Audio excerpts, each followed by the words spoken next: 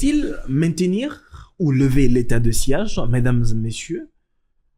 Les questions sont posées et les gens se posent des questions. Ils se demandent s'il faut vraiment maintenir l'état de siège. Je reçois sur ce plateau, mesdames et messieurs, l'honorable Jean-Jacques Mamba. Avec lui, nous allons devoir parler sur la question aussi sur les élections qui se pointent à l'horizon. Dans quelques mois, nous irons déjà aux élections. Bientôt, c'est la rentrée scolaire, l'économie, le dollar. Nous en parlons sur ce plateau. Mesdames et messieurs, je reçois l'honorable Jean-Jacques Mamba. Honorable, bonjour et bienvenue. Merci. Vous allez bien? Je pense au rythme du pays. Au rythme du pays. Comme je l'ai dit dans mon prélude, honorable, faut-il maintenir ou lever l'état de siège? Ça reste une question préoccupante parce qu'aujourd'hui, il y a beaucoup de discussions qui vont dans le sens de lever cet état de siège.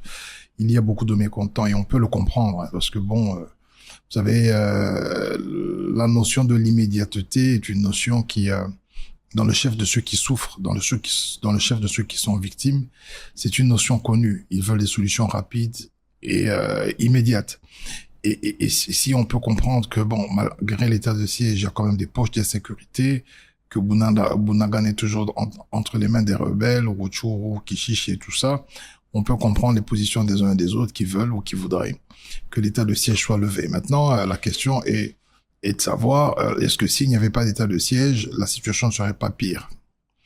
Je pense que le chef de l'État a lancé l'initiative, qu'il y ait une table ronde autour de laquelle les différents acteurs et ceux qui sont les plus concernés ont le maximum d'informations sur ce qui se passe sur terrain. Moi, je ne suis jamais allé dans ces coins-là pour vous donner des informations précises, afin qu'ensemble, ils puissent déterminer les options à lever quant à la requalification, la levée de l'état de siège.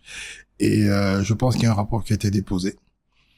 Nous en saurons plus, et le chef de l'État, qui est le garant des institutions, devra prendre une décision en fonction de ce qui sera contenu dans ce rapport-là. Mais une chose est certaine, c'est que l'état de siège avait été validé, et si vous voulez, chaque fois prorogé par le Parlement, parce qu'il y avait nécessité. Et donc, à partir du moment où il y a une évolution quelconque, ou que la population estime que dans un contexte électoral, ou que dans le contexte actuel, cet état de siège ne vaut plus sa raison d'être, le chef de l'État prendra ses responsabilités. Je n'ai pas les éléments clés d'évaluation, parce que vous savez, ce sont quand même des notions militaires. Il faudrait comparer les statistiques avant l'état de siège et les statistiques après l'état de siège. Il faudra faire un simulacre une simulation pour essayer de voir s'il n'y avait pas d'état de siège, est-ce que la situation serait celle que nous avons aujourd'hui, combien d'attaques ont été repoussées, combien de complots ont été déjoués pendant l'état de siège. Toutes ces questions-là peuvent être posées et les discussions ont été faites. La table ronde va livrer ses secrets et le chef d'État, le président Tshisekedi, prendra ses responsabilités. Mais la société civile qui est dans la partie est de la République démocratique du Congo ne cesse de dire que l'état de siège n'a apporté pratiquement rien du tout, parce que c'est sous état de siège qu'on est en train d'enregistrer plusieurs groupes rebelles qui se sont formés, qui, avant l'état de siège, ces groupes rebelles n'existaient pas, mais c'est sous état de siège qu'on remarque, qu'on observe ces groupes rebelles qui sont en train de se créer. Aussi, il y a certains généraux qui sont de mèche avec les M23. Bon, avant l'état de siège, on dénombrait plus de 180 groupes armés. Aujourd'hui, il me semble qu'il y en a moins de 50. Alors, comme je vous le dis, c'est une question de statistique et je ne vais pas remettre en cause les avis et considérations de ceux qui vivent le drame. Nous sommes à quelques kilomètres, des milliers de kilomètres de là. Ce serait très prétentieux de notre part de chercher à les contredire. Une chose est certaine, c'est que moi, en tant que député, en donnant mon vote pour la prorogation de l'état de siège, je peux avoir estimé à un moment donné que c'était la solution idoine pour essayer de contenir les velléités du M23 et de tous les groupes armés. Maintenant, si la situation du terrain a évolué ou la situation du terrain ne correspond pas à ce que moi j'ai pensé initialement, j'ai besoin d'un maximum d'informations et je crois que le chef de l'État était dans la même logique d'avoir un maximum d'informations des acteurs, membres de la société civile, les habitants qui vivent sur place, les représentants de la population au sein des différents hémicycles provinciaux et nationaux, pour avoir un maximum d'informations utiles à la décision. Donc nous n'allons pas entrer dans un jeu de contestation de qui a raison, qui a tort, est-ce que c'est efficace ou n'est pas efficace, est-ce que c'est un échec ou c'est une réussite, parce que nous parlons des vies humaines. Et ce qu'il nous faut faire, c'est tout faire pour que ces vies humaines soient préservées et surtout aussi que l'intégrité nationale soit préservée. Ça, c'est le vrai débat. Avec ou sans état de siège, comment est-ce que nous faisons pour que nos populations cessent de mourir? Parce qu'elles mouraient avant. Il semble que pour la société civile, elles meurent pendant. Rien n'est moins sûr qu'après l'état de siège, elles vont continuer à être tuées. Donc la question centrale, c'est la question de la sécurité. Et de ce point de vue, je pense que l'armée est en train de s'organiser. On a des informations rassurantes sur l'organisation de l'armée et éventuellement les prochaines offensives qui viendront pour libérer tous les territoires. À vous entendre parler, honorable, c'est comme si vous restez neutre sur la question. Vous n'avez même pas d'avis positif ou bien négatif en ce qui concerne l'état de siège. Mais écoutez, monsieur, si je vous pose la question clairement de savoir, il y a combien de localités, combien de militaires il y a à l'est du pays, combien de troupes, combien de bataillons, quel est leur stock, comment sont-ils organisés, vous n'aurez aucune réponse. Vous n'êtes pas comme un citoyen lambda. Oui, mais ce sont des secrets de défense. Ce sont des secrets de défense. Et même à la commission défense et sécurité, ce n'est pas tous les députés qui participent. C'est-à-dire qu'il y a des informations sensibles qui doivent totalement être gardées secrètes.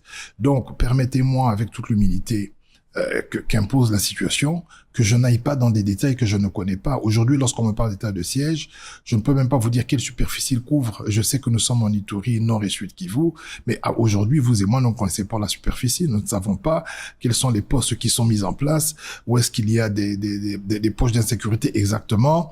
Il n'y a que ceux qui vivent la situation, ceux qui y vivent et qui connaissent la contrée et qui peuvent, au mieux, je veux dire, donner des éléments, des réponses aux questions qui sont posées. Maintenant, le chef de l'État, en tant que garant des institutions, prendra des mesures idoines en fonction du rapport qui lui est transmis par la table ronde pour lever ou requalifier l'état de siège. Et nous, en tant qu'Assemblée nationale, en fonction des éléments que nous aurons, nous allons valider l'option qui sera prise ou pas. Qu'est-ce que ça vous fait, honorable, sous état de siège, pendant que le président était en train de se démener pour trouver des solutions dans la partie est de la République démocratique du Congo? Nos voisins, ou bien les chefs d'État voisins, se sont un peu moqués de nous d'une certaine façon, que notre armée était incapable de restaurer la sécurité nationale. Vous savez, nous sommes un peuple béni, nous avons un territoire qui est béni. Je ne vois aucun pays voisin que nous pourrions envier. Après, vous pouvez vous moquer d'un peuple à un moment donné, comme on se moquait des Chinois à l'époque, on se moquait des Japonais à l'époque. Vous savez, il y avait ce qu'on appelait des petits peuples, des personnes qu'on considérait pas. Aujourd'hui, la Chine semble être la première puissance mondiale. Je veux dire que moi, je fais fi de toutes ces moqueries. Il faut que nous restions focus sur l'organisation d'une armée dissuasive. Et je pense que nous sommes sur ce chemin, parce qu'aujourd'hui, comme je vous l'ai dit, je peux vous le dire, je suis de l'Ecofin, depuis 1960, jamais autant de moyens ont été mis à la disposition de nos forces armées. En termes de reddition des comptes, vous avez plus de 422 millions dépensés pour nos forces armées en 2022, et vous avez vu qu'en 2023, un lot de matériel très important à tous les niveaux, pour l'infanterie, même pour l'aviation. Il y a même maintenant des usines de confection des tenues pour que le militaire soit bien vêtu et qu'il soit bien équipé. Je crois que ça peut nous prendre du temps et je comprends l'impatience de nos concitoyens. Mais je reste confiant que l'ambition ultime, avec le président d'ailleurs Bemba qui est à la tête du ministère de la Défense, l'ambition ultime, c'est d'avoir aujourd'hui une armée. On peut s'en moquer aujourd'hui, mais je ne crois pas que dans les 2-3 années, on va continuer à s'en moquer. Et d'ailleurs, lorsqu'on prend le classement des 10 meilleures armées d'Afrique, les FARDC font partie. Donc, une armée de 125 000 hommes, aujourd'hui, on peut avoir des problèmes d'organisation, de désintégration, parce que c'est une armée qui est issue d'un processus de brassage. Donc, il faut encore travailler. Il y a eu beaucoup de trahisons aussi. Il y a eu beaucoup d'arrestations. Ça peut justifier, en quelque sorte, les faiblesses que nous connaissons. Mais tout est mis en œuvre pour avoir une armée qui a qu'un seul esprit, et cet esprit serait de défendre l'intégrité territoriale au prix du sang. Et nous devons les encourager, les féliciter. Vous avez parlé du président Jean-Pierre Bemba à la tête de ce ministère de la Défense, parce que dès sa nomination, il y avait un espoir dans les Congolais. Au fait, les Congolais attendaient beaucoup plus de lui, croyant que lui étant... Peut-être il était un seigneur de guerre, il maîtrise très bien, en fait, la guerre, il maîtrise très bien cette affaire, qu'il allait vite rétablir la paix dans la partie est En du matière pays. de guerre, la vitesse n'existe pas. Et même pour la puissance, les plus grandes puissances mondiales, la plus grande puissance mondiale nucléaire qui est la Russie, avait un calendrier qui s'étalait sur une semaine pour sa mission en Ukraine, et aujourd'hui nous sommes à plus d'une année. Je vous donnerai plusieurs exemples. Il y avait la coalition de l'OTAN qui est partie en Afghanistan. Vous avez ce qui s'est passé en Irak. Lorsque vous prenez les calendriers des premières frappes, d'ailleurs, le premier jour, on vous dira qu'on a anéanti 80%. On nous disait qu'on avait anéanti 80% de la force de Saddam Hussein. Mais vous avez vu que ça avait pris plus de temps. La guerre en Afghanistan a pris plus de 10 ans, alors que les Américains sont réputés pour avoir les moyens technologiques militaires les plus performants au monde. Je veux dire qu'en matière de guerre, il n'y a pas une notion de vitesse, parce que vous avez en face d'un adversaire qui s'adapte à vos stratégies et qui résiste. Donc, le président Jean-Pierre Bemba a de l'expérience. Seigneur de guerre, ce n'est pas l'expression appropriée. Il a été un président d'un parti politico-militaire. Il a fait la rébellion, mais vous allez aussi comprendre que la finalité ultime de la rébellion du MLC, il y a eu un dialogue et 1+4. Donc, pour vous dire que personne n'avait gagné finalement. Donc, nonobstant ce que vous pouvez imaginer, et nous devons continuer à comprendre, et je comprends facilement, avec beaucoup de dextérité, la peine et l'envie que les Congolais voient la situation s'améliorer et peut-être même finir. Mais nous devons nous inscrire dans la durée. Et s'inscrire dans la durée, c'est quoi? Regardez ce qui s'est passé en 2013 avec le M23 qui avait pris Goma, appuyé par la brigade spéciale. On a démantelé le M23, mais il est revenu. Il est revenu parce que derrière ce démantèlement du M23, il n'y avait pas la construction de manière continue d'une armée forte et dissuasive, sinon il ne serait jamais revenu. Et il y a eu d'ailleurs, après le M23, beaucoup de groupes armés qui se sont proliférés. Donc aujourd'hui, l'idée, c'est de libérer Bunagana, Rutshuru, mais l'idée, c'est davantage de s'inscrire dans l'après l'avoir fait.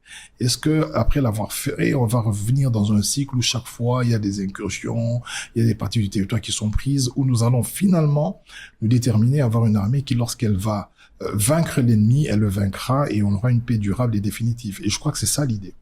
Partagez-vous l'avis du président Adolphe Muzito, qui à l'époque avait dit il faudrait carrément faire la guerre au Rwanda et puis annexer le Rwanda en République démocratique du Congo. C'est un peu prétentieux et populiste. Qu'est-ce que ça va nous apporter d'annexer le Rwanda? Qu'est-ce que ça va nous apporter de faire la guerre au Rwanda? Si c'est populiste d'annexer le Rwanda, alors qu'en est-il de faire la guerre au Rwanda? Parce que est-ce que l'idée c'est de faire la guerre au Rwanda parce qu'il y a des Rwandais? Est-ce que l'idée c'est de considérer que le peuple rwandais est un peuple ennemi, ou l'idée c'est de considérer que le régime Kagame qui jouit ou qui bénéficie de la rente de l'instabilité dans notre pays puisse être arrêté, dans le sens où son régime peut être stoppé et peut-être lui être démis de ses fonctions par la vindicte populaire de chez lui au Rwanda. Ce que moi je veux dire, c'est que il ne faut pas que nous transformions ce qui se passe entre une guerre entre deux peuples. Ce n'est pas une guerre entre les Congolais et les Rwandais. En tout cas, nous ne sommes pas encore à ce stade-là. Nous avons le M23 dans lequel il y a des Congolais, ce qui fait que la communauté internationale continue à considérer comme dans le gouvernement du Rwanda est en train de nourrir. Voilà. Mais s'il y a des Congolais, c'est ce qui justifie en termes de nomenclature en droit international. Il suffit qu'il y ait un ou deux nationaux. On ne parle plus de guerre, on parle de rébellion. Et c'est ce qui se passe, par exemple, ce qui s'est passé avec le groupe Wagner. Donc, dès lors qu'il y a des Congolais, le porte-parole c'est un Congolais, les Ngoma et tout ce que vous voulez, là, je retiens pas leur nom, sont des Congolais, la nomenclature change. Nous sommes dans un cas, entre guillemets, de rébellion, même si nous savons tous que l'appui logistique et idéologique provient du Rwanda, parce que c'est un bras séculier qui permet au Rwanda d'entretenir l'instabilité et de permettre le pillage systématique de nos ressources pour la stabilité de l'économie et du pouvoir de M. Kagame. Donc nous devons être en mesure d'arrêter cela, de neutraliser ce groupe, de sécuriser nos frontières, d'organiser notre administration. Ça, c'est notre responsabilité.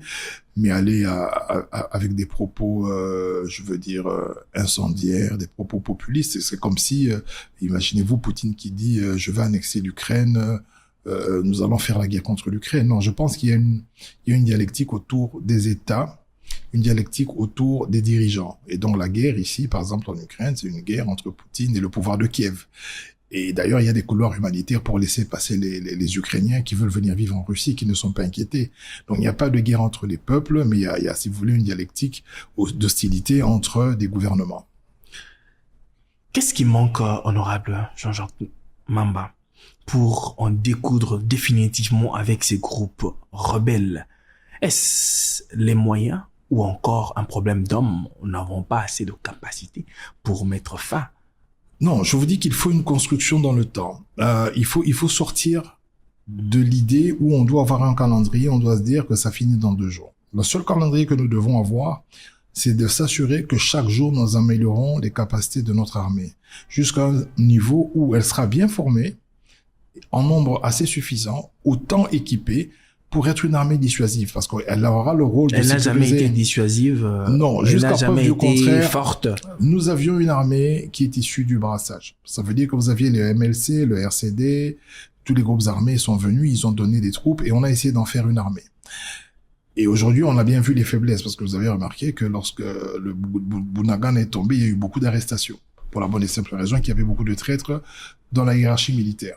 Ce travail d'épuration de la traîtrise, c'est un travail qui continue et qui doit être permanent.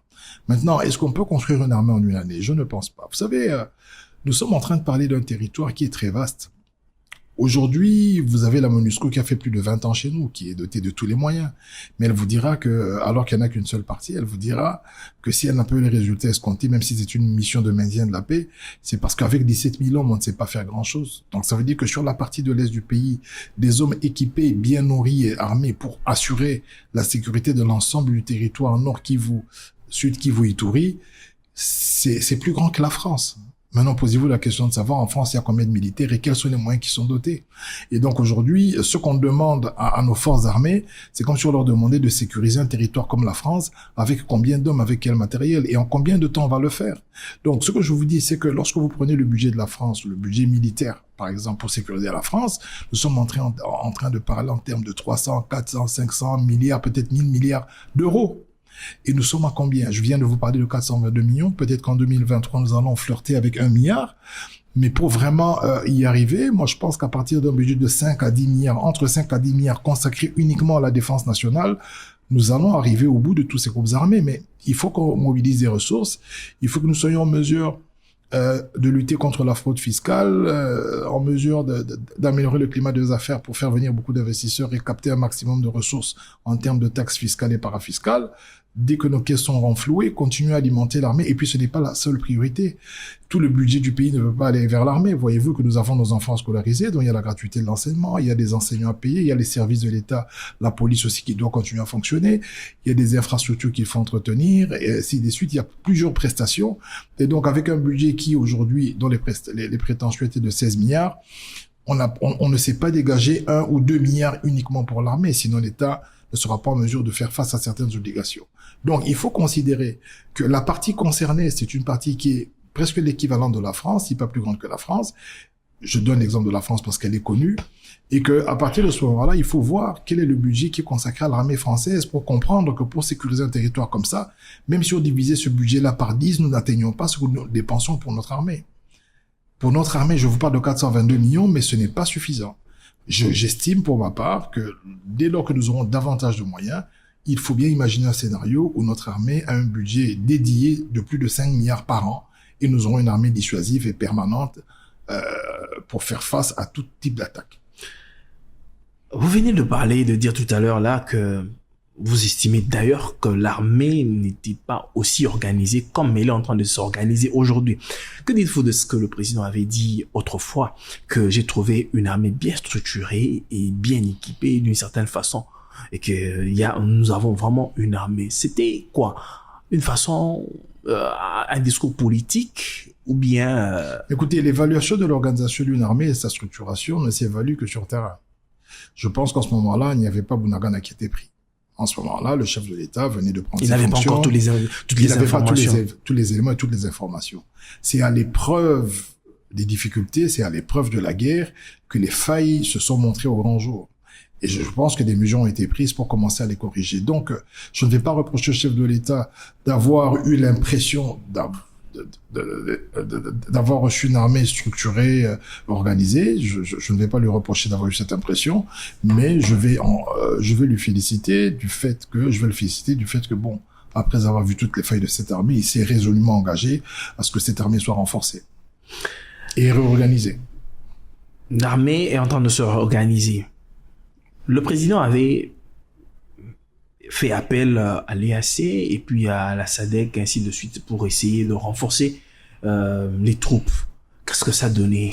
Est-ce que je crois que le président, je pense, je ne vais pas parler au nom du président. Ce qui me concerne, ce sont des organisations qui ne sont pas habilitées ou qui ne sont pas enclins à envoyer des hommes venir mourir sur notre territoire national. Ça reste sur notre responsabilité. Et ça nous a permis de gagner du temps parce que je vois que nous nous organisons. Les différents accords, les dialogues, Nairobi, Luanda nous permet de gagner du temps et cela ne nous empêche pas de continuer à nous organiser. Donc, je n'ai jamais fondé mon espoir sur une quelconque solution provenant de l'EAC ou de quelconque autre organisation que notre armée. Et c'était quoi, en fait, le but? Parce que nous avons dépensé des millions et des millions avec toutes ces organisations-là. Mais vous savez, l'EAC n'a pas une vocation, c'est pas une organisation militaire, ce n'est pas comme l'OTAN. L'EAC, c'est une organisation d'intégration économique qui a dans ses statuts des dispositions qui traitent de la question de la protection des États membres. Et donc, c'est dans ce cadre-là que, faisant actionner ces dispositions, l'EAC a été mise à contribution pour trouver une issue au conflit. D'abord une issue pacifique. On a essayé de parler avec le M23 qui a refusé de venir à la table de négociation, estimant qu'il voulait absolument avoir un dialogue en tête-à-tête avec le président de la République ou avec le gouvernement congolais. Et donc voilà, on a activé des mécanismes dans le cadre des associations auxquelles nous appartenons. Il n'y a pas que le l'EAC, vous avez la SADC et d'autres associations aussi. Que dites-vous de ce que la clameur publique ou bien la population dit que notre armée n'a pas assez de maturité pour imposer le respect à nos voisins? Mais écoutez, nous sommes en train de parler des personnes qui ont accepté de sacrifier leur vie pour l'intégrité, pour protéger les Congolais, pour protéger leurs sœurs et frères ou leurs frères et sœurs. Nous avons l'obligation de respect, nous avons l'obligation de solidarité. Nous devons mesurer et apprécier le sacrifice qu'il s'impose pour que notre pays reste un et indivis. Après, les commentaires peuvent aller dans tous les sens, mais je ne fais pas partie de ceux qui commandent négativement sur notre armée. Nous avons des personnes aguerries, avec un minimum d'organisation, d'équipement. Je vois même qu'on a maintenant une usine de confection des tenues militaires, des militaires bien habillés, bien nourris, bien équipés lorsqu'ils sont congolais. Je peux vous assurer que le travail sera fait. Le travail sera fait. Alors, comme je l'ai dit dans mon prélude, que nous avançons déjà vers les élections. Estimez-vous vraiment que ça fera honneur que nous allions aux élections et sans les territoires qui sont sous occupation de l'ennemi? Mais écoutez, je pense pas. Je pense qu'il y a des velléités de balkanisation. J'ai suivi un prêtre catholique au Rwanda qui, dans son homélie, parlait du Massissi, en disant que le Massissi appartient aux Rwandais, qu'ils allaient se battre pour conquérir le Massissi. Je crois que dans ce format-là, organiser des élections sans les territoires occupés peut ouvrir la porte à la balkanisation du pays. Ça veut dire que il y aurait un argument fallacieux qui serait développé. Pour dire, voilà, vous savez, ils ont organisé des élections sans vous, ils s'en foutent de vous, et nous allons nous autodéterminer, nous allons devenir une province autonome, ou une région autonome. C'est peut-être ça la crainte. Et donc, si ça ne dépendait que de moi, j'aurais vraiment insisté à ce que nous puissions aller aux élections et qu'avant décembre, nous puissions trouver une solution pour déloger ces groupes armés et notamment le M23 qui revendique et qui organise même une administration dans les territoires qu'il occupe, de les déloger avant que nous allions aux élections.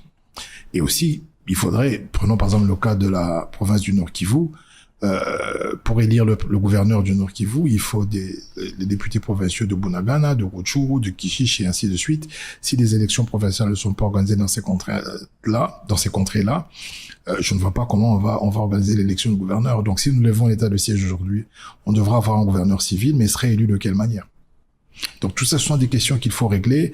Nous espérons trouver des solutions avant les élections, parce que ce qui serait vraiment l'idéal, et c'est ce que nous souhaitons, c'est que nous puissions organiser les élections, aller aux élections dans un territoire qui est totalement pacifié, voilà, un territoire sous contrôle. La majeure partie des acteurs politiques, d'ailleurs, souhaiteraient qu'il n'y ait pas élection sans ces territoires-là, parce que consacrer... C'est une vision que je partage, mais nous avons des obligations constitutionnelles, c'est-à-dire que la Constitution est claire en ce qui concerne l'organisation des scrutins.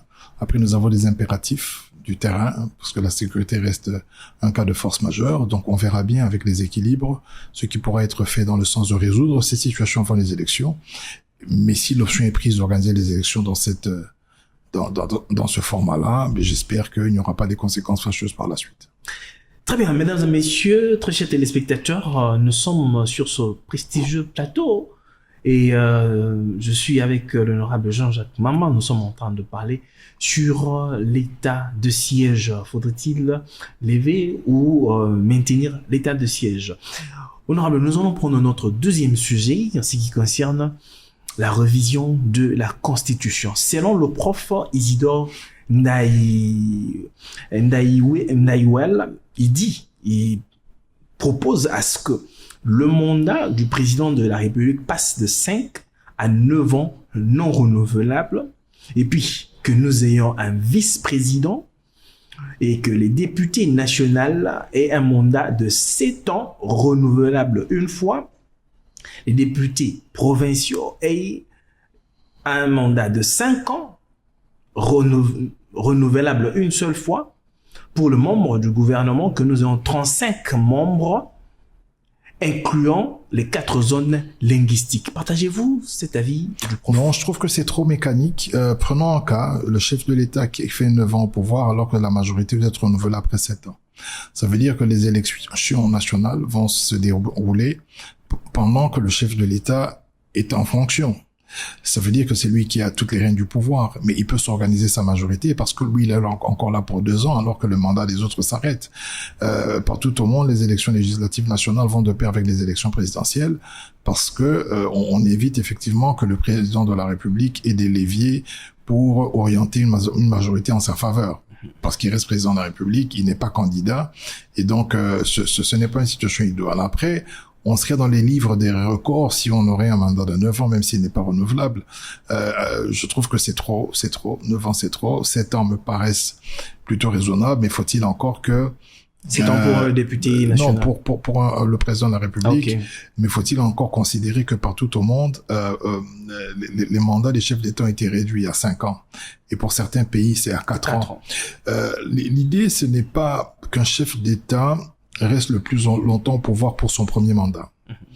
Même pas pour son deuxième. L'idée, c'est que dans un temps raisonnable, qui ne va pas susciter des tensions politique, que le chef de l'État réalise le maximum qu'il peut et que s'il n'arrive pas à le réaliser durant un mandat, que la population lui donne un second mandat pour qu'il le fasse. Mais le principe de la continuité de l'État voudra que, bon, après lui, si c'est la même famille politique, que cette famille politique continue l'œuvre de l'ancien président.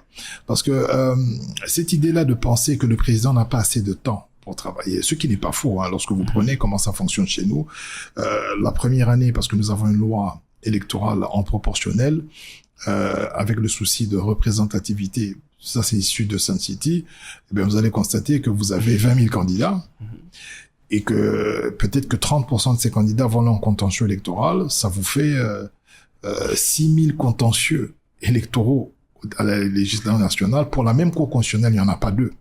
Vous avez une dizaine de juges qui doivent traiter de 6 000 cas. Ce sont des procès. Et donc, qu'est-ce qui va se passer? Les contentieux électoraux vont prendre 3-4 mois.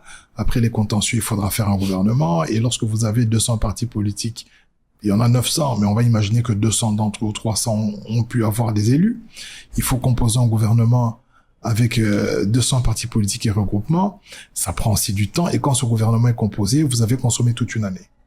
La deuxième année, le temps que le chef de l'État transmette sa vision, que les gens commencent à travailler, ils vont travailler la première, ils vont travailler la deuxième, mais à partir de la fin de la troisième année, on commence à parler des élections, de la loi électorale, et on parle de la fin du mandat. Donc en réalité, depuis l'époque de Kabila, le président Kabila, on voit bien que le mandat de 5 ans nous semble court.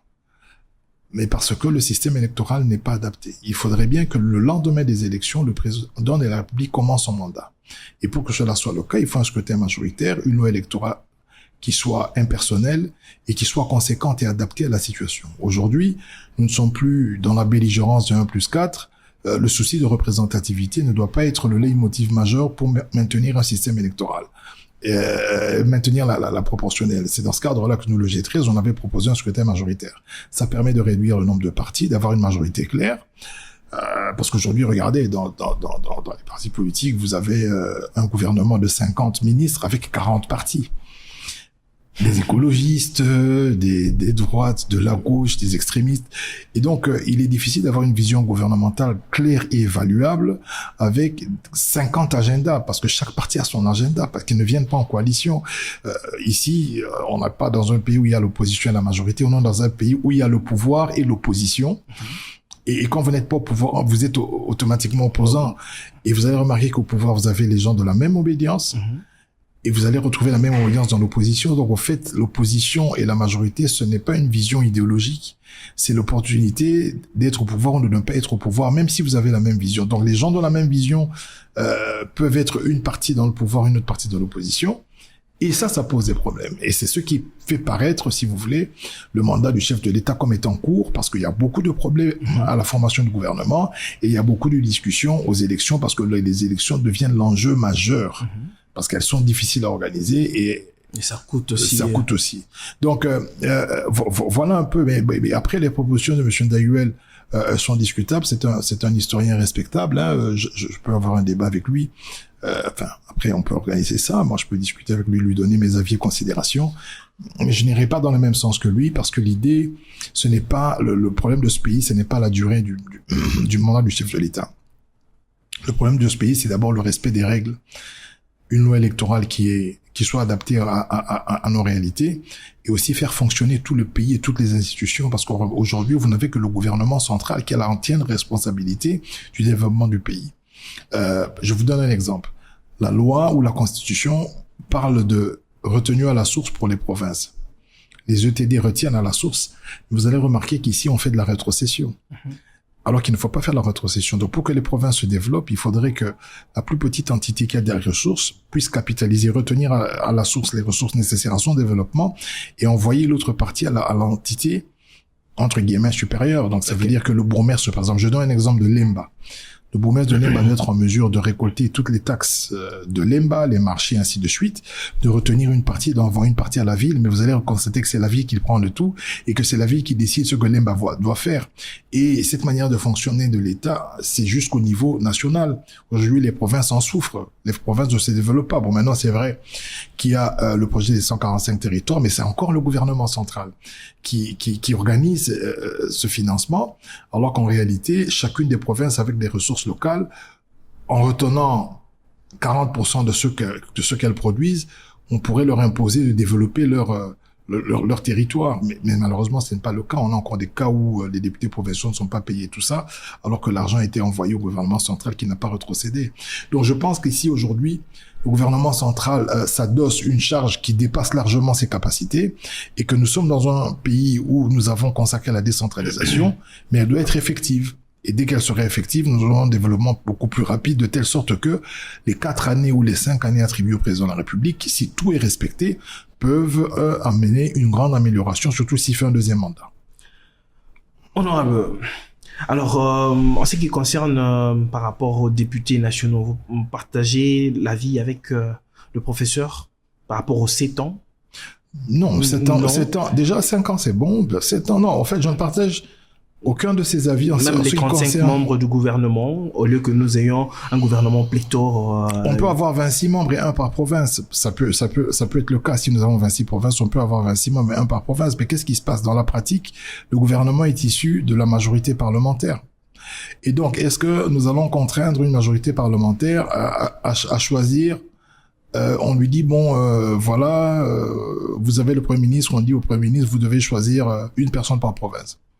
On pourrait le faire, on pourrait l'inscrire dans la loi, ça pourrait créer de l'accalmie, mais est-ce qu'aujourd'hui, c'est possible? Ce sont des discussions politiques. Est-ce que quand on est à la tête du pays, on a les fonctions, on sert un territoire, une province, ou bien on sert la nation? Pourquoi faudrait-il prendre les gens par rapport à leur non, mais je viens de vous dire que je ne partage pas cette vision. À l'époque, il y a quelques années, lorsque Mobutu parlait, le feu Mobutu, le maréchal, parlait de Tata Bomoko, cette ville était appelée Kinshasa la Belle, mais le gouverneur de la ville était du Kasaï. Condé Vilakikanda était promu, ou si vous voulez, plébiscité meilleur gouverneur du Nord Kivu, mais il était du Bas-Congo. Donc il y avait ces possibilités-là. Aujourd'hui, avec avec le système électoral actuel, lorsque vous n'êtes pas d'une contrée, vous ne pouvez pas aller vous présenter comme candidat. Et donc, on est en train de frôler ou de flirter avec le fédéralisme. La décentralisation mal conçue nous est conduit vers un fédéralisme patent. Parce qu'aujourd'hui, c'est presque impossible. Lorsque vous n'êtes pas en dehors de Kinshasa, on élit toutes les provinces. Mais ce qui reste, vous devez vraiment être originaire du coin pour postuler. Et comment moi, je trouve rétablir la décentralisation pour qu'il y ait équilibre? Mais c'est ça. Écoutez, je ne vais pas vous donner des formules magiques. Il y a des possibilités de discussion dans la modification de la Constitution. Parce qu'aujourd'hui, je pense qu'il faudrait adapter la Constitution. En dehors des cas que nous connaissons tous, les cas de verrou, parce que tout le monde est sur l'article 220. Donc moi, je ne vais pas aller sur ces discussions-là de l'article 220 parce qu'il est peut-être utile jusqu'à ce jour. Mais il y a beaucoup d'articles sur l'organisation de l'État, la forme de l'État, sur lequel on peut apporter des améliorations pour corriger ces anomalies. Et malheureusement, ce n'est pas la tribune parce que il y a des discussions philosophiques, parce que derrière la gouvernance, il y a de la philosophie. Et la philosophie, c'est celle qui détermine l'orientation du pays. Mais bon, dans notre pays ici, même ceux qui m'ont Alingaba, la soro Tuni Mobaliwana, Sora Salarani, il dit qu'il est philosophe, peut-être même Yorobo et Mobaliwana, parce que bon, on ne veut pas philosopher, on ne veut pas réfléchir. Mais je crois que ce pays, la constitution de ce pays doit être doit être inspirée par une philosophie. La philosophie de développement. Qu'est-ce que nous voulons exactement? Dans les 10, 15 ans, qu'est-ce que nous voulons exactement? Est-ce que c'est nécessaire, par exemple, que sur une carte d'identité, on mette la province d'origine? Est-ce que sur une carte française, on dit il vient de Marseille, c'est un Marseillais ou c'est un Lyonnais? Est-ce que c'est nécessaire qu'on mette le territoire? Pour moi, il faudrait que sur la carte d'identité, il y ait le nom et c'est tout et la nationalité, point barre. Lorsqu'on remplit nos fiches, le formulaire C3, C7 et tout ça, on va jusqu'au village. Est-ce que c'est nécessaire? Est-ce que c'est nécessaire? Est-ce qu'on ne devrait pas aller ou revenir à l'ancien système où vous avez le nom de la personne, son adresse et tout ça, la personne est congolaise, qu'elle se sente à l'aise partout. Et tout cela, ce sont des discussions que nous devons faire parce que c'est dans la Constitution, c'est l'organisation de l'État et on a bien vu que la décentralisation a connu son apogée, mais maintenant nous sommes dans un déclin qui ne dit pas son nom, de telle sorte que toutes les villes sont dirigées, et même lorsqu'on parle d'une même province, vous allez voir qu'au niveau du gouvernorat, il y a aussi, si vous voulez, des divisions pour la même province. Vous avez Bas-Fleuve, vous avez Cataracte pour le Bas-Congo, vous arrivez au Kasaï, vous avez les gens de Louisa, et vous avez peut-être les gens du Kasaï central, les Louloua, vous avez les Babindi, vous avez les Bakete, vous avez les gens de Kazumba. Au fait, toutes ces choses-là, moi je ne les ai connues qu'à l'âge adulte. Je suis né congolais, mais j'ai appris que j'étais de Dibaya ou de Dibanda. Je l'ai appris, j'avais déjà plus de 40 ans. Sinon, j'avais posé la question. Il fallait que j'appelle mes grands-parents pour qu'ils m'expliquent je suis d'où. Donc, je ne pense pas que ce sont des choses utiles ou nécessaires.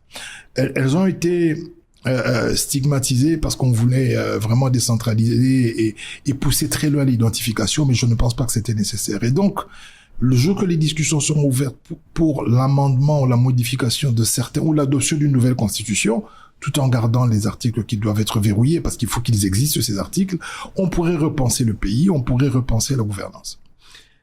Parlons élections honorables. Estimez-vous vraiment que la loi électorale est à notre réalité? Non, parce que c'est nous qui l'avons écrite, ce que nous avons proposé en termes de... Nous sommes le G13, ce que nous avons proposé en termes d'articles, 18 innovations. C'était du copier-coller. 15 ont été annulés, 15 ont été rejetés. Nous n'avons pas fait du copier-coller, nous avons apporté des innovations qui ont été balayées par l'Assemblée nationale ou la majorité de nos collègues, notamment ce qui concerne par exemple l'invalidation des candidats lorsqu'ils offrent des cadeaux, parce qu'on doit modifier la dialectique électorale doit changer. Le lien de redevabilité entre un électeur et un prétendant à la représentation nationale doit être une rhétorique de redevabilité sur base des prérogatives dévolues à un député que sont la législation et le contrôle parlementaire. Mais lorsque la dialectique est basée sur les capacités à rencontrer des problèmes sociaux, Kababa Maputa, donner du CD, tout ça, c'est facile pour tout le monde. C'est comme ça que vous voyez à 20 000 candidats, parce qu'au fait, il suffit que vous ayez un peu d'argent en poche pour que vous deveniez candidat, parce qu'il suffit d'aller quelque part, on chante pour vous, vous donnez des pagnes, vous donnez du savon, et puis bon, voilà, le tour est joué, vous êtes candidat. Mais si on veut redonner de la valeur à ce travail, qui n'est pas un petit travail, il faudrait que on puisse élaguer ces choses-là. Il faudrait qu'aujourd'hui, on puisse invalider un candidat qui n'a que comme argument le don des bassins qui fait un pont. Alors que ce n'est pas le travail d'un Voilà, député. et je peux vous le garantir, parce qu'on m'a hué dans la salle. Moi, j'ai soutenu ça. Oh, et quand je on l'ai m'a dit, hué. mais oui, on m'a hué parce que, en réalité, il y a une forme de fainéantisme intellectuel qui s'est installé dans nos institutions. Vous savez, convaincre les gens, c'est pas facile. Vous avez 40 personnes à qui vous ne devez rien donner, parce que c'est interdit par la loi.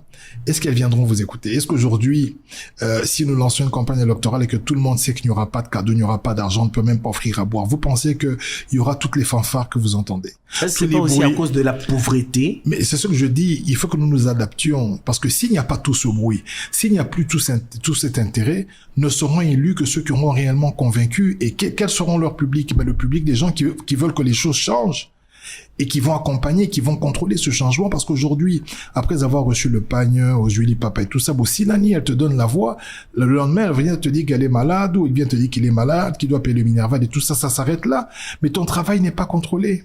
Et donc, aujourd'hui, si nous commençons par là, parce qu'au fait, pour être sincère avec vous, c'est la loi la plus importante du pays, mais que nous traitons avec légèreté. Je discute avec les étudiants que je reçois ici tous les vendredis, je leur explique que le jour que nous aurons une loi électorale, intelligente, comme celle que nous avons proposée, que nous l'adoptions, vous allez voir que nous n'aurons pas 10 000 candidats à la députation nationale, même pas 5 000. Et ce sera très facile parce qu'au fait, si vous voulez, toutes les institutions de la République sont nées ou naissent de la loi électorale. Le Parlement, le Sénat, la présidence de la République, tout vient de la loi électorale. Donc, lorsque vous mettez de la légèreté dans la loi électorale, eh ben, cette légèreté va suivre parce que vous aurez un Parlement qui, entre guillemets, est léger. Il va sortir une majorité. Et cette majorité va désigner un gouvernement qui ne sera pas performant et ainsi de suite. Donc, si vous êtes sévère dès le début, ça veut dire que ne sont entrées au Parlement que les personnes qui ont convaincu. Eh ben, les personnes qui les ont élus vont suivre ce travail-là. Et eux ne seront pas redevables des ponts et des cadeaux qu'ils vont faire. Ils sont redevables des engagements qu'ils ont pris en termes de législation et de contrôle. Donc, lorsqu'il voudra revenir, il devra venir démontrer qu'il a contrôlé et qu'il a légiféré. Et en ce moment-là, on va remettre ce travail dans l'élitisme, parce qu'aujourd'hui, on n'est plus dans l'élitisme, on est dans le folklore. Aujourd'hui, être député, vous allez toujours voir une grosse photo, c'est un schéma classique, vous organisez des tournois de football, vous faites une fondation, vous vous occupez d'un orphelinat, vous organisez un concert, un musicien arrive, vous donnez des polos aux gens, les gens dansent pour vous, vous faites un forage d'eau, ça c'est de la fainéantise intellectuelle. Non, vous voulez dire que si aujourd'hui il y a afflux de gens qui veulent postuler à la députation, c'est à cause. Mais parce que comment facile. Mais parce que comment facile. Il n'y a pas de loi sérieuse. Non, c'est parce que la loi électorale est légère. C'est parce que la loi électorale a fait en sorte qu'aujourd'hui, n'importe qui se sent en mesure d'être député. A laissé le champ libre à tout le monde. Oui, n'importe qui. Quand je dis n'importe qui, je ne dénigre personne. Je veux dire que nous avons des aptitudes. Netinga Jean-Jacques Mambaboui. Europe Sanga instrument tout. Moi, comme un grand chanteur exaté. Je n'ai pas les aptitudes pour naza la grand chanteur. Naza n'a pas aptitude pour naza l'ingénieur civil. Calcul, machine, tout ça, j'ai des aptitudes pour faire ce que je fais, je le fais avec passion. Mais est-ce que je fais ce travail avec des personnes qui le font avec passion, bien que des gens qui le font avec nécessité, par nécessité? Est-ce que tous ceux qui viennent en politique, comme député, est-ce que ça l'ont par conviction, par passion, ou bien ils le font par nécessité parce que moi, il y a un boulot, parce que moi, il y a un cop. Soi-disant, il faut pas 21 000, dans un candidat. Donc, l'idée, c'est celle-là. Un pays sérieux fait tout pour mettre beaucoup de sérieux dans la loi électorale. Ce qui est loi électorale est à malamouté, toutes les institutions qui naîtront de cette loi électorale légère seront légères aussi. C'est ça le malheur de la République démocratique du Congo, mesdames et messieurs. Honorables, nous sommes à quelques mois des élections. Il est bientôt là, c'est la rentrée scolaire des enfants. Les parents sont en train de réclamer, en train de se plaindre. Il y a hausse du dollar, les articles ou bien les choses sont tellement chères au marché, l'économie est en train de vaciller, les fonctionnaires réclament leur salaire, ils ne sont pas payés. Qu'est-ce qui se passe? Est-ce que on saura aller aux élections avec ces conditions-ci? Bon, je ne veux pas faire les liens entre la rentrée scolaire et les élections ou les difficultés économiques que nous avons les élections. Mais je participe de la souffrance des populations. Je sais que c'est extrêmement compliqué. Moi-même, C'est très coriace. j'ai des enfants scolarisés. Heureusement qu'ils n'ont jamais changé d'école. Ils sont toujours dans la même école. Ça fait une dizaine d'années. Mais dans la même école, le Minerval augmente. Et il augmente en dollars. Chaque année. Chaque année. La gratuité de l'enseignement a soulagé beaucoup de parents. Ça a permis à plus de 4 millions d'enfants d'avoir accès au système scolaire. Après, il faudra y rajouter les efforts à fournir pour améliorer la qualité de l'enseignement et aussi améliorer le traitement de ceux qui dispensent cet enseignement. Dans la qualité, il y a les infrastructures et ainsi de suite. Les efforts sont fournis, ils ne sont pas aussi rapides qu'attendus, mais en tout cas, ils sont fournis, il y a des déploiements. Avec les 145 territoires, il y a beaucoup d'écoles qui ont été livrées aussi. Maintenant, la situation que nous traversons du dollar, c'est une situation que nous devons tous comprendre. Je ne vais pas justifier, je ne veux pas dire que ce n'est pas de la faute du gouvernement. Mais il y a une chose qui est certaine, et je crois que le chef de l'État... Je ne vais pas dire que ce n'est pas la faute du gouvernement. Je ne vais pas le dire. Donc, parce que je préfère... D'un côté, c'est aussi la faute du gouvernement. En partie, et si le gouvernement reste responsable devant le Parlement de la gestion du pays. Ça veut dire que lorsque nous allons rentrer en septembre, nous allons reddition des comptes, nous recevons le ministre des Finances, le ministre du Budget, nous allons en parler. Donc, je suis jamais là pour faire du dialélisme, vous expliquer que tout va bien et dire que c'est la faute de quelqu'un d'autre. Nous avons, en tant que gouvernants, notre responsabilité et davantage ceux qui gouvernent, c'est-à-dire, je parle essentiellement des ministres. Ministre sectoriel, ministre des Finances, ministre du Budget, ministre de l'Économie. Qu'est-ce qui se passe actuellement? Le chef de l'État s'est même exprimé sur la justice. Il y a un phénomène qui est constaté ces 6 derniers mois. C'est que les banques commerciales se vident des avoirs des grandes entreprises. Maramadola, Bozo, Kawana, c'est parce qu'en réalité, lorsque bon ils ont côté belé, les grosses entreprises, basant la tendance à délocaliser la banque périphérique. Vous allez voir que les banques zambiennes bazo bafon et belé, les banques rwandaises bazo bafon et belé. Pourquoi? Parce que il y a un climat d'insécurité. Par quoi il est causé ce climat d'insécurité? Avant dans le Bélango, je vais vous dire d'abord une chose. Vous savez que nous n'avons que 800 entreprises dans ce pays. 800 entreprises qui font 90% des recettes de la DGI. 800 entreprises seulement. Sur aucun Paris, vous avez peut-être 4030 entreprises juste pour la ville de Paris. Mais pour toute la République démocratique du Congo, 800. 90% des recettes de la DGI sont produites par 800 entreprises et peut-être que parmi les 800 peut-être 500 basali liés à secteur minier. Les autres d'autres secteurs. Mais le secteur minier peut prendre 500 à 600, c'est-à-dire les secteurs miniers et les dérivés du secteur minier. Donc, vous avez 800 entreprises qui font 90% des recettes de la DGI. Donc, nous avons un gros problème parce que nous n'avons pas l'assiette fiscale. La pression est très forte sur ces entreprises-là. Si nous avions 15 000 entreprises, on aurait moins de pression. Ça, c'est un fait. Mais il y a aussi, et d'ailleurs, on a autre côté de sa proposition de loi Moko qui est relative aux biens saisissables, aux biens et droits qui sont insaisissables. Il y a aussi cette tendance, il y a un magistrat Bazali véreux, d'organiser des séquestres et des saisies sur les comptes des entreprises lorsqu'il y a des différends entre les particuliers et les entreprises, par exemple. Je vous donne un exemple. Vous travaillez chez Bralima, vous avez travaillé pour citer que cela, vous avez un contentieux et la justice vous donne raison. Elle astreint la Bralima, vous paye un dédommagement et elle saisit le compte de la Bralima. Et ce sont des pratiques qui sont de plus en plus courantes. Des fois, on va saisir les comptes d'une banque ou saisir le siège d'une banque, alors que cette banque-là loge les avoirs des particuliers. Des fois, on va même saisir les comptes du trésor public. Il y a même, je crois, il y a une année ou deux, il y a une personne qui a saisi le compte du trésor. Lorsque vous prenez le droit au WADA, dans les actes uniformes relatifs à l'organisation des recouvrements et des voies d'exécution, vous prenez l'article 51 qui explique ou qui dispose que les États doivent définir eux-mêmes les biens et les droits qui sont insaisissables. Parce qu'il n'est pas normal. Prenons le cas de la régie des eaux.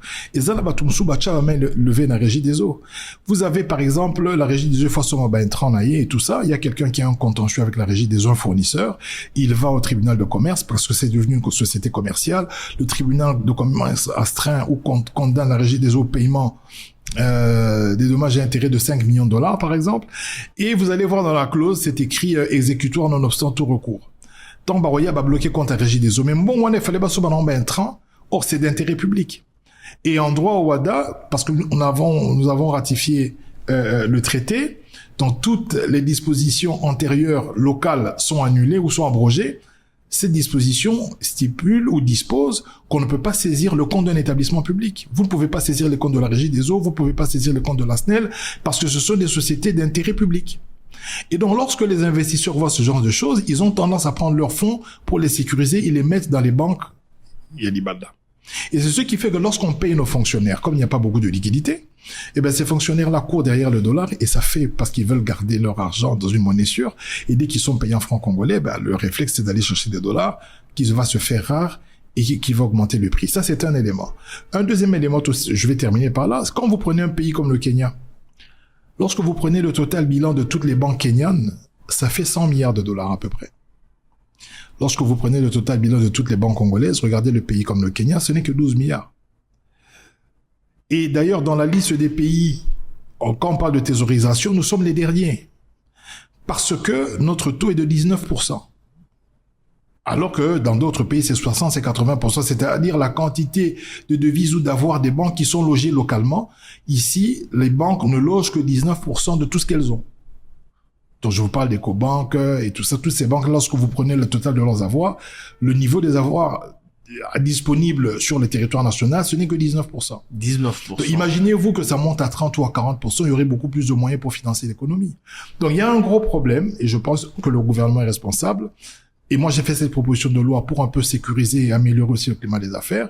C'est que nous devrions être en mesure d'établir des règles qui vont garantir la sécurité des avoirs de nos investisseurs.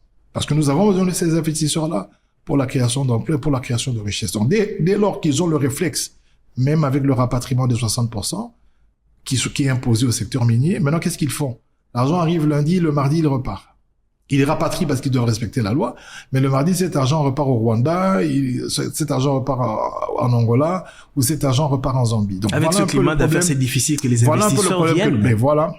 Et donc, comme nous aussi, nous sommes dans la psychose des élections, et il y a des problèmes d'insécurité et tout ça, tout cela participe de l'insécurité financière que nous traversons, et des mesures idoines doivent être prises, entre autres, comme je viens de vous le dire, nous devons nous soumettre au droit Rwanda parce que nous l'avons ratifié, disposer de la nomenclature des biens et des droits qui sont insaisissables, de sorte de protéger au moins ceux qui acceptent encore de travailler, de rester au Congo.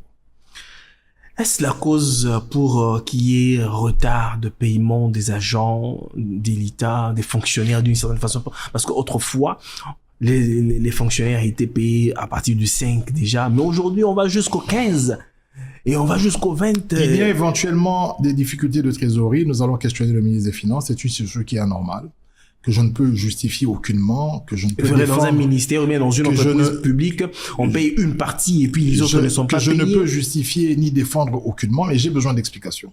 Nous allons recevoir le ministre des Finances, on lui posera la question. Si ces explications sont convaincantes, tant mieux, mais si elles ne le sont pas, des mécanismes seront enclenchés pour le contrôle parlementaire, pour le sanctionner, éventuellement le démettre de ses fonctions. Donc, sans explication, c'est difficile. Mais je sais que la situation globale est compliquée et qu'il y a une politique monétaire qui est mise en place, de sorte que lorsqu'il y a un flux important de francs congolais liés à la masse salariale des agents de l'État, donc fonctionnaires, policiers, militaires, magistrats, députés nationaux, sénateurs, lorsqu'on paye tout ce monde-là au même moment, vous avez une grosse quantité de francs congolais qui circulent. Et cette grosse quantité de francs congolais qui circulent a tendance à faire augmenter les prix parce que tout le monde cherche du dollar. Donc ça, c'est un problème que nous n'arrivons pas à résoudre et je vous ai expliqué quelques pistes de solutions, mais aussi les causes.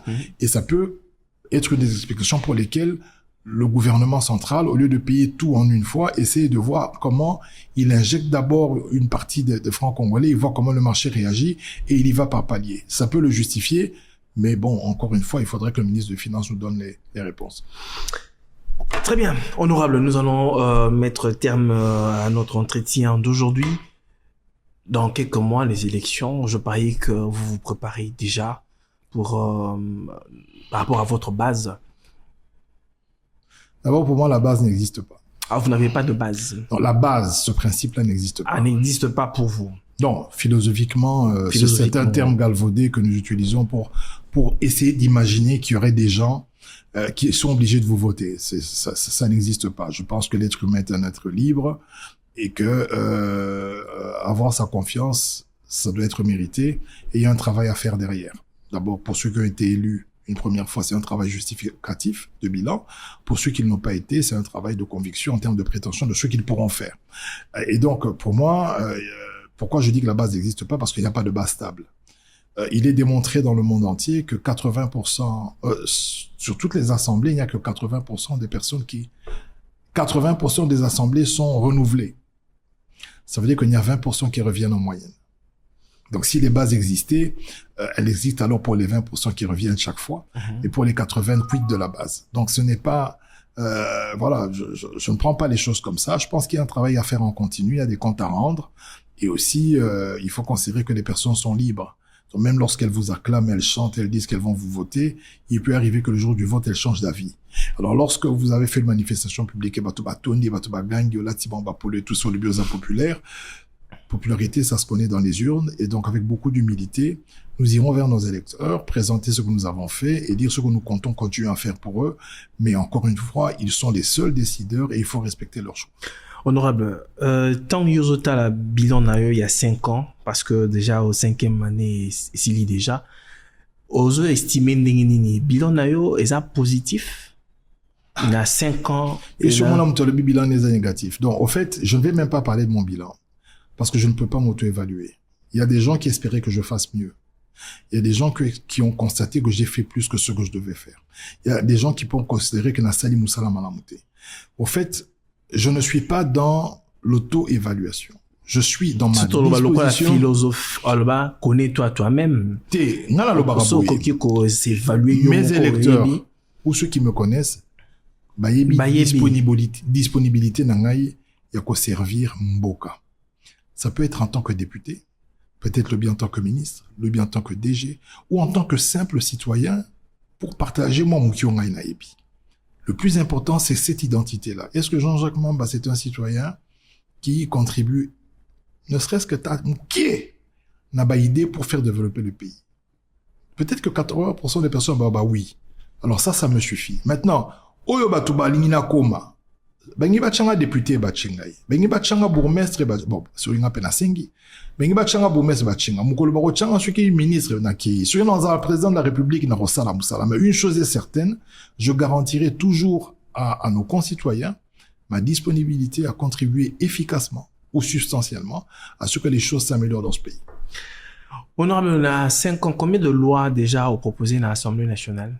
Et bel état là, ce qu'on a proposé. D'abord, le G13, là, la loi électorale autoquée dans l'élection. Je suis co-rédacteur. Là, tu as déposé une proposition de loi. Malheureusement, les gens qui n'ont pas proposition, n'a même pas caméra, t'es n'a pas était. Donc, dans ce bête long, on solo. Parce que c'est quelque chose de très intéressant. Et sinon, on a compte à RVA, c'est là, en gros, foutamité.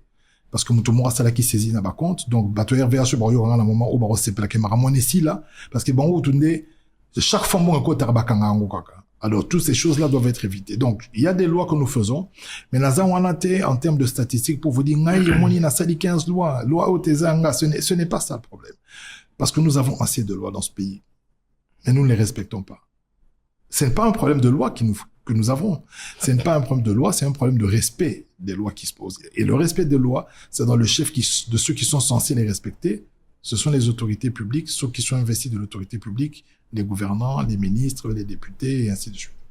Très bien, honorable. Peut-être un mot au public qui nous suit en ce moment ici. Mais écoutez, c'était un plaisir. Nasepili Koyamba Palangayawa. Donc, il faut y aller à la masolo. Nalingi po yana collègue na wana to sala te émission mususu ou aloba linga la wana pour moninga ya ba émission français te français à rapasser. Nous to sala émission mo linga la to sur la masolo mboka. On doit continuer à parler. Les élections arrivent. Nanga disponible. Je n'ai aucune prétention. On a le but que il faut gagner, il faut kabachanga député. Non. Na romeka. On continue à défendre, on défendre ba idée à malin pour Namboko yo. En tout cas, ba yeba kenaza disponible. On va passer à bavard ou à sangai dans ensemble ça. Merci, honorable Jean-Jacques Mamba, de répondre à nos questions. C'était un plaisir.